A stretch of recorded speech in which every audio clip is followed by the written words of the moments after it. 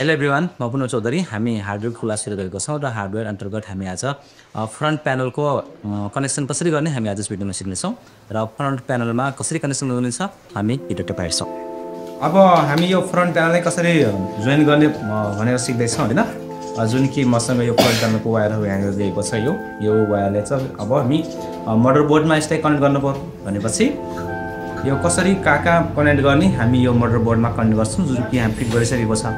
अब हामीलाई यहाँनिर मदरबोर्ड भित्र हेर्न अप्ठ्यारो हुन्छ, त्यसैले म चाहिँ अर्को मदरबोर्ड लिँदैछु।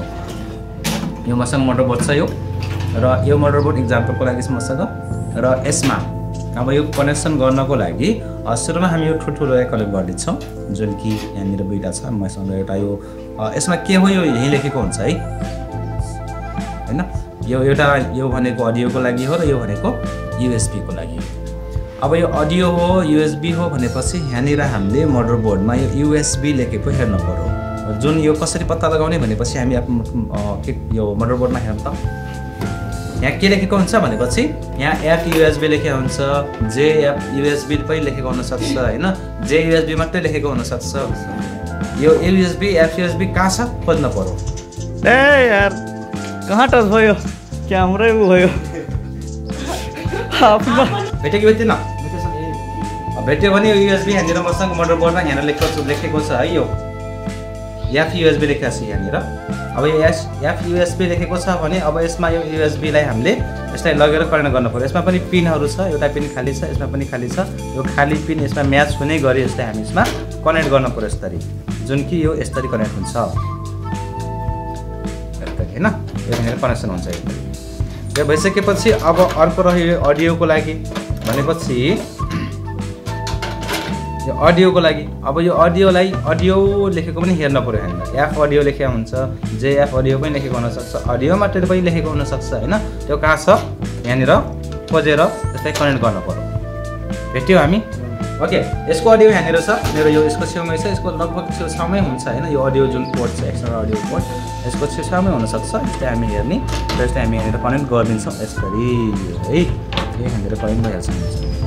उल्टो लाग्दैन अन्त लाग्दैन, हामी यो कुरा बिर्सिनु भएन यो कुरा हैन।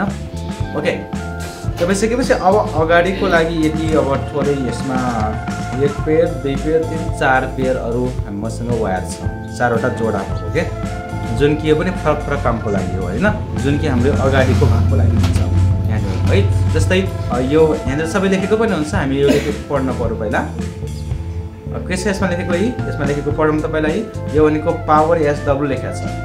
पावर एसडब्ल्यू लेखेको छ भनेपछि यो पावर एसडब्ल्यूलाई हामी यो कुनको हो भनेपछि यसको हो, यो जुन यो ठुलो बटन छ नि यो अन गर्नको लागि यो यसको लागि यो वायर हो।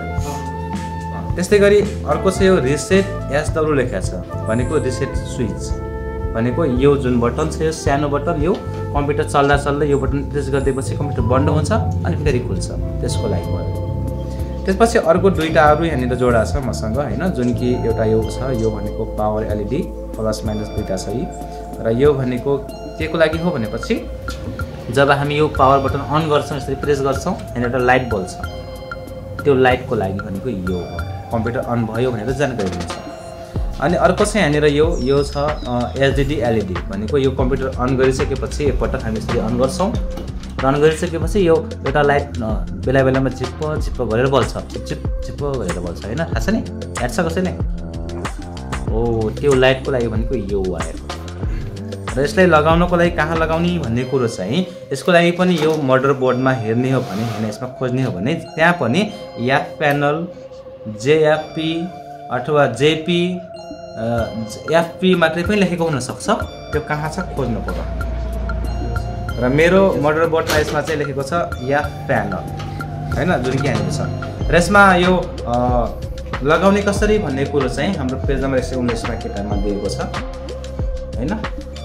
र कसरी हुन्छ भनेपछि जुन यो अब यहाँनिर एउटा यो जुन खाली भाग छ नि एउटा यो भनेको एक साइडमा चारवटा छ, यो चारवटा पिन छ, र एक साइडमा पाँचवटा पिन छ। चारवटा पिनको एउटा छोडेको छ, त्यो छोडेको साइडको दुईटा पिन भनेको पावर स्विचको लागि हो, जुन कि हामी यसमा लगाउँछौँ। यो पावर स्विच लेखेको हामी खोज्छौँ यो यहाँबाट, र यो पावर स्विच भनेको यसमा लगाउँछौँ। यहाँ देखाउँ न, हैन यो यसमा लगाउँछौँ हामी यहाँनिर यसरी यो जुन एउटा खाली छ त्यसको छेउमै है सुरुमै र यसको छेउमा हामी लगाउँछौँ अब यो एलइडी को के अरे पावर एलइडी को है यो यसको छेउमा लगाउँछौँ हामी यो पावर एलइडी भनेको कम्प्युटर अन भयो भनेर जानकारी दिने यो वाला यसमा लगाउँछौँ र त्यसपछि दुईटा रह्यो दुईटाको लागि चाहिँ यो जुन हामी पावर स्विच लगायौँ यसको पछाडि हुन्छ रिसेट स्विच यो यसको पछाडि लगाउँछौँ यो लेखेको बाहिर पारेर हामी लगाउने है यसरी र यो भइसकेपछि त्यसपछि यो अब एउटा रह्यो एउटा त अब यसको छेउमा यता लाग्ने नै भयो यहाँनिर है एलइडी को लागि यो त्यसलाई हामी यस्तै लगाएर फिक्स गरिदिन्छौँ र यो हाम्रो फ्रन्ट प्यानलको कनेक्सन कम्प्लिट हुन्छ यस्तै हामीले कनेक्सन गर्ने सकिन्छ कनेक्सन गर्न भोलि यो कुन कहाँ लाग्छ यो डायग्राम किताबको पेज 19 मा छ त्यो हेरेर याद गरेर आउनु पर्यो मलाई व्हाइट बोर्डमा बनाएर देखाउनु पर्छ किताबमा भयो जस्तै सेम हुन्छ ठीक छ यो हाम्रो होमवर्क ओके ल आज चाहिँ यति कनेक्सन गर्न जानु ओके के पछि कि प्र्याक्टिस